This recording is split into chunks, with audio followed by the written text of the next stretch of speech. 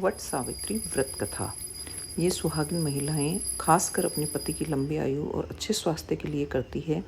What के अंदर ब्रह्मा विष्णु महेश तीनों देव देवताओं का वास होता है और कई जगह पे ये 3 दिन तक व्रत रखा जाता है, द्वादशी से लेके अमावस तक।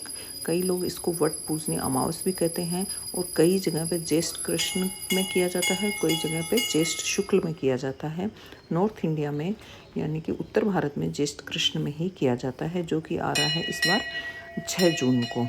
और तो इसे वट सावित्री व्रत कहा जाता है। वट सावित्री व्रत की पूजा कथा सत्यवान और सावित्री की कथा सुने बिना अधूरी है। तो आइए हम सत्यवान और सावित्री की कथा सुनते हैं। पौराणिक मान्यता है कि वट सावित्री व्रत रखने से पति की आयु लंबी होती है और परिवार में सुख समृद्धि बनी रहती है। यही नहीं, अखंड सौभाग्यवती भव का आशीर्वाद भी प्राप्त होता है। इसलिए होता है क्योंकि इस दिन से जुड़ी इस पौराणिक कथा है। माना जाता है कि मध्य देश में अश्वपति नाम के धर्मात्मा राजा का राज था। उनकी कोई संतान नहीं थी। राजा ने संतान प्राप्ति के लिए यज्ञ करवाया। उसके शुभ परिणाम के बाद उनके घर में एक कन्या का जन्म हुआ और इस कन्या मतलब सावित्री माता की पूजा करने से इस कन्या का जन्म हुआ, इसलिए इसका नाम भी सावित्री ही रखा गया। समय के साथ साथ जब सावित्री बड़ी हुई, विवाह हो गई हुई, उन्होंने खुतमसेन के पुत्र सत्यवान को अपने पति के रूप में वरण किया। बता दें कि सत्यवान के पिता भी राजा थे, लेकिन उनका राजपाट छिन गया था, जिसके चलते वह दरिद्रता के जीवन को व्यतीत कर रहे थे। सत्यवान के माता पिता की भी आंखें की रोशनी चली गई थी और वह जंगल में लकड़ी काट कर उसे बेचकर अपना गुजारा कर रहे थे। वहीं जब सावित्री और सत्यवान के विवाह की बात चली तब नारद मुनि ने सावित्री के पिता राजा अश्वपति को बताया कि सत्यवान अल्प आयु है और विवाह के 1 वर्ष पश्चात ही उसकी मृत्यु हो जाएगी। नारद मुनि की बात सुनकर सावित्री के पिता ने उन्हें समझाते हुए प्रयास किया, लेकिन वह नहीं मानी। अंत में सावित्री ने सत्यवान से विवाह कर लिया। शादी के बाद सावित्री अपने सास ससुर और पति की सेवा में लग गई। एक दिन वो दिन आ गया जिसका जिक्र नारद मुनि ने किया था, यानी कि सत्यवान की मृत्यु का दिन। उसी दिन सावित्री भी सत्यवान के साथ वन को गई। वन में सत्यवान लकड़ी काटने के लिए जैसे ही पेड़ पर चढ़ने लगा, उसके सिर से असहनीय पीड़ा होने लगी। कुछ वह सावित्री की गोद में सिर रखकर लेट गया। कुछ समय में उनके समक्ष अनेक दूतों में स्वयं यमराज खड़े हुए थे। यमराज सावित्री की आत्मा को लेकर दक्षिण की ओर चलने लगी। पतिव्रता सावित्री भी उनके पीछे पीछे चलने लगी, यानी कि उसकी मृत्यु हो चुकी थी। आगे जाकर यमराज ने सावित्री से कहा, तुम पतिव्रता नारी हो, जहाँ तक मनुष्य का साथ दे सकता है तुमने अपने पति का साथ दिया है, अब लौट जाओ।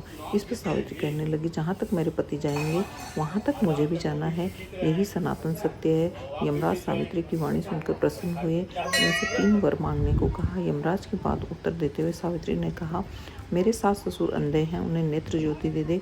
यमराज ने तथास्तु कहकर लौट जाने को कहा और आगे बढ़ने लगा, किंतु सावित्री यम के पीछे पीछे फिर चल रही थी।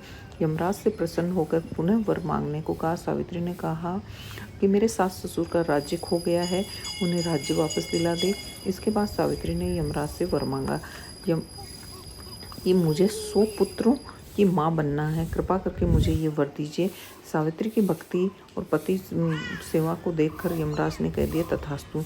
इसके बाद भी सावित्री ने कहा कि मेरे प्रति उसके पीछे पीछे चलने लगी। तो यमराज ने कहा, तुम लौट क्यों नहीं जाते? उसने कहा कि मेरे प्रति के प्राण तो आप लेकर जा रहे हो, तो मैं 100 पुत्र का वरदान कैसे पूरा होगा?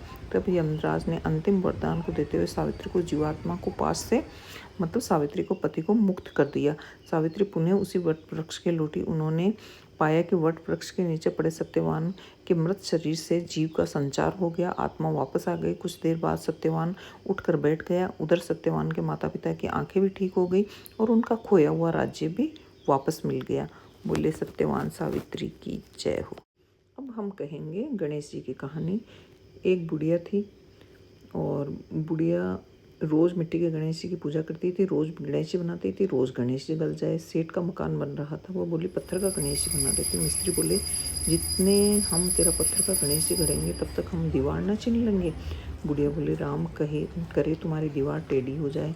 अब उनकी दीवार टेढ़ी हो गई। वो चिने और ढहा देवे, चिने और ढहा देवे, इस तरह काम करते करते शाम हो गई और वो थक गए। शाम को सेठ आया, उसने पूछा, आज कुछ नहीं किया? वो कहने लगे, एक बुढ़िया आई थी, वो कह रही थी मेरा पत्थर का गणेश जी गढ़ दो। हमने नहीं गढ़ा तो उसने कहा तुम्हारी दीवार टेढ़ी हो जाए। तब से दीवार सीधी नहीं हो रही है, बनाते हैं और टेढ़ा हो जाता है। सेठ ने बुढ़िया को बुलाया। सेठ ने कहा, हम तेरा सोने का गणेश जी गढ़ा देंगे, हमारी दीवार सीधी कर दो। सेठ ने बुढ़िया को सोने के गणेश जी गढ़ा दिए और दीवार सीधी हो गई। जैसे सेठ की दीवार सीधी हुई वैसे ही सबकी मतलब दशा सीधी करना। और भगवान कहते हैं सुनता है, मुखारा भरता है, सबको मनोकामना पूरी करना।